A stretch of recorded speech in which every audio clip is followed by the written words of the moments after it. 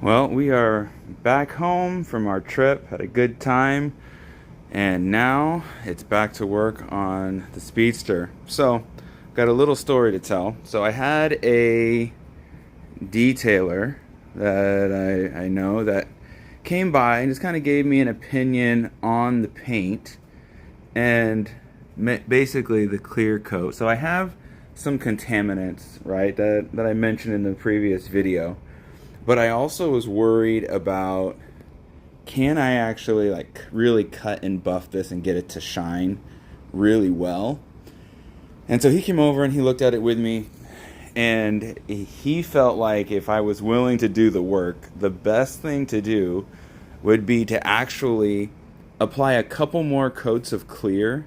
That way, if I end up with more contaminants or anything, then there'd be lots of room to correct those imperfections. So what I'm gonna do, now that the car is back together, that was the other issue, was painting the car the same as far as keeping my distance and speed the same as I moved around the vehicle.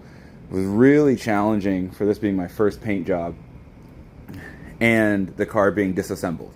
Those two in conjunction with one another was making it really tough, and that's why some areas looked better than others. I don't think I had even an even thickness on the car for the clear coat.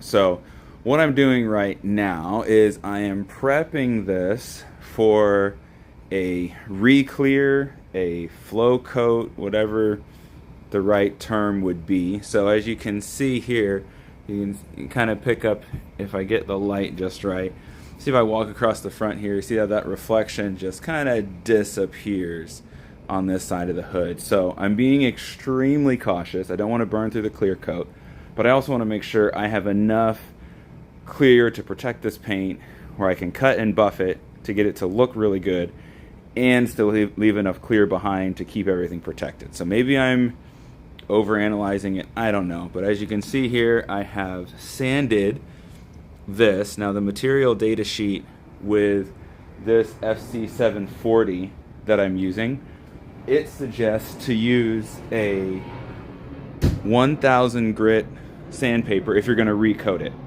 So I am using 1000 grit sandpaper.